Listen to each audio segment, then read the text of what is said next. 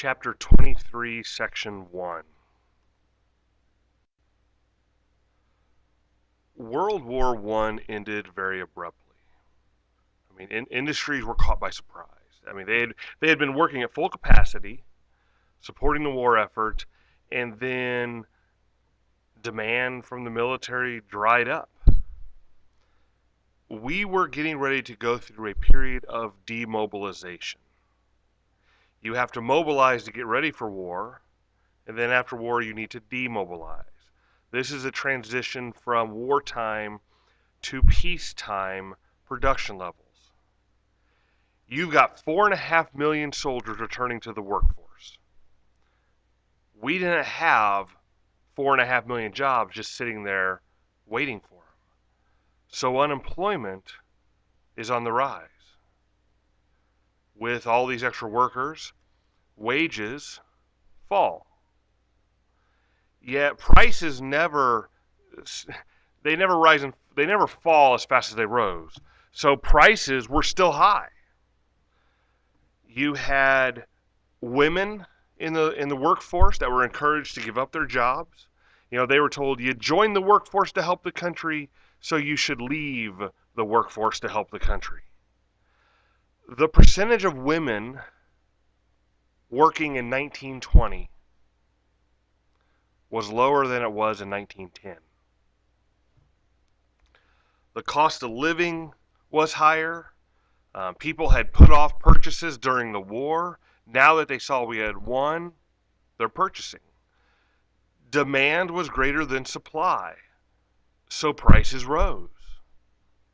Between 1914 and 1920, the costs of goods and services is going to double in those 6 or 7 years. The cost of things doubled. Prices were soon to fall, though.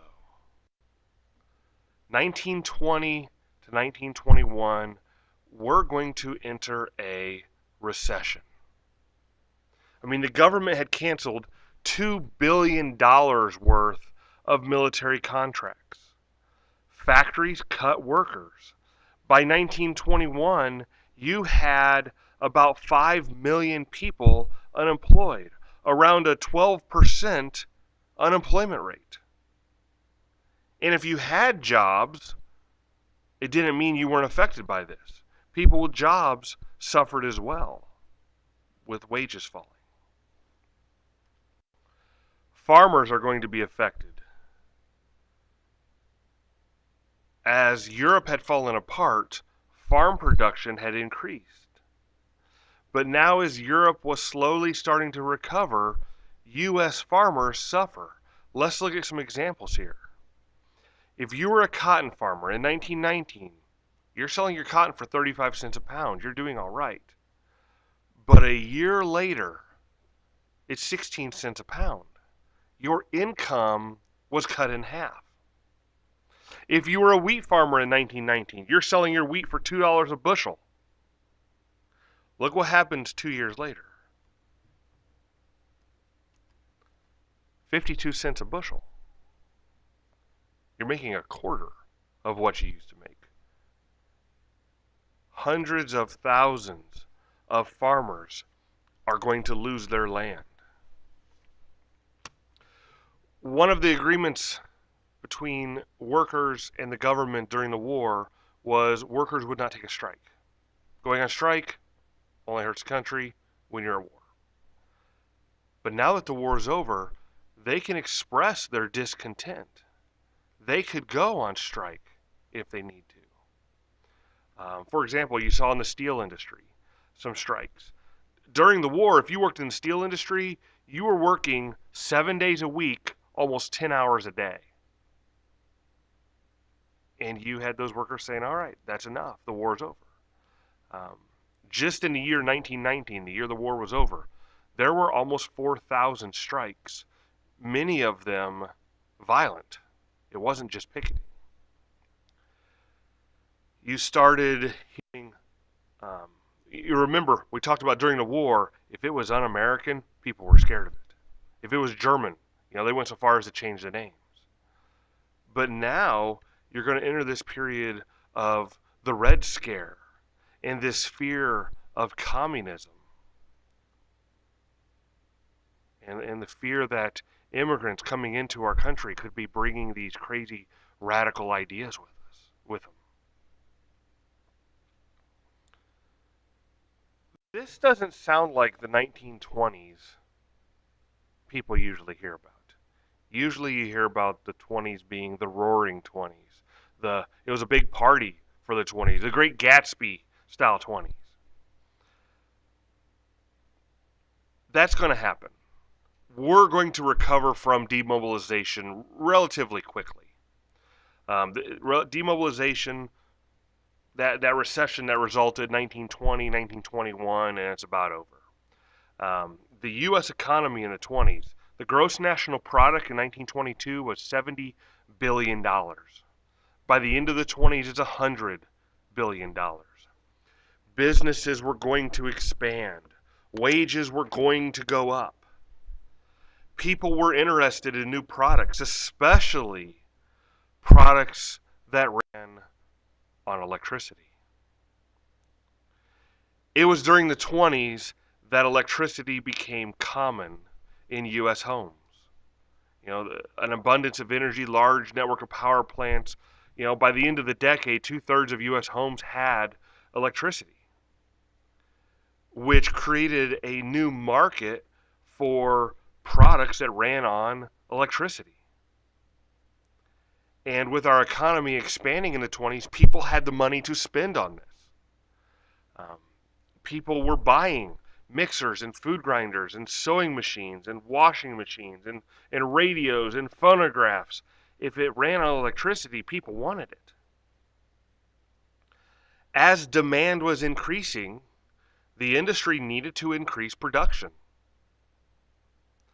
And you're going to see a method supported by Frederick W. Taylor called scientific management. Scientific management is the idea that all work can be broken down into a series of smaller tasks. It's that idea, if you're going to build a car and you walked into a room and they had every piece of a car laying all over the floor, all over the room, that's going to be a pretty daunting task. But if you walk into that room and in one area they have suspension pieces, in one area they have the transmission pieces, in one area they have other engine pieces, it's a little more manageable. Break it down into smaller tasks. And companies would hire these efficiency experts to come in and set production goals and time goals and see how they can produce as much as they can for the least amount of time that they can. Probably one of the most famous people to use scientific management is going to be Henry Ford. Some people get the confusion that Henry Ford, he invented cars. He didn't invent cars. What Henry Ford did was he lowered the price of cars. He made it so that you and I could have cars. It was in 1903 that he established his automobile company. It was in 1908 that he develops the Model T, the Tin Lizzie, they would nickname it. It was a low-cost, sturdy automobile. And by 1914, by the beginning of World War I, he was selling about 250,000 of these a year. But it wasn't enough. Ford wanted to increase production, but he wanted to lower the price. He wanted to make it so more people could buy this vehicle. And so Ford is going to develop a new production method called the assembly line, where workers would stand in one place and a partially assembled automobile would pass it on a conveyor belt. First used in Detroit, the belt's going to advance at 6 feet per minute, and the worker would then assemble his part on the car. Workers would assemble about 5,000 different parts to make a Model T. But now you had machinery doing most of the work by carrying the car along the assembly line to the workers to put the part on. Production time of a Model T was cut in half. The assembly line had to be adopted by other manufacturers if they were going to keep up with Ford. But the thing is, a lot of manufacturers could not, afford the expense of just retrofitting their entire factory. Many automobile manufacturers back then were driven out of business. It wasn't like today where there was just a handful of automobile manufacturers. There were tons, but not all could keep up with the change. Car prices are going to go down. In 1909, a brand new Model T was $850. But by 1924, it was $240. More people could afford cars. In the 1920s, more people had money to spend on cars. The number of cars was on the rise, from 8 million to 26 million cars out there. 1 of every 5 citizens had a car. The automobile industry was the nation's biggest business in the 20s.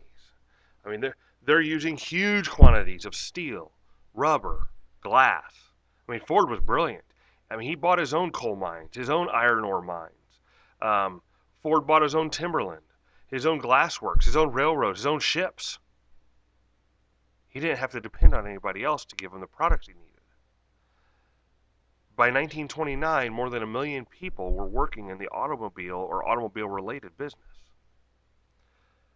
But work is going to change because of the assembly line.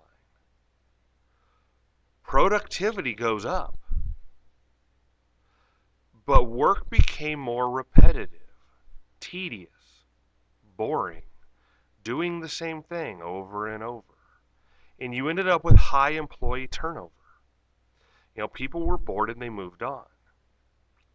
There was little chance in the automobile factory to move up for the unskilled factory worker. They were locked into their positions. There were more upper level positions, but you do need at least a high school diploma. And a lot of these workers, these factory workers or these immigrant workers, they didn't qualify for that. And if you were a minority, discriminatory hiring practice kept you out of those higher paying jobs, those higher management level jobs as well.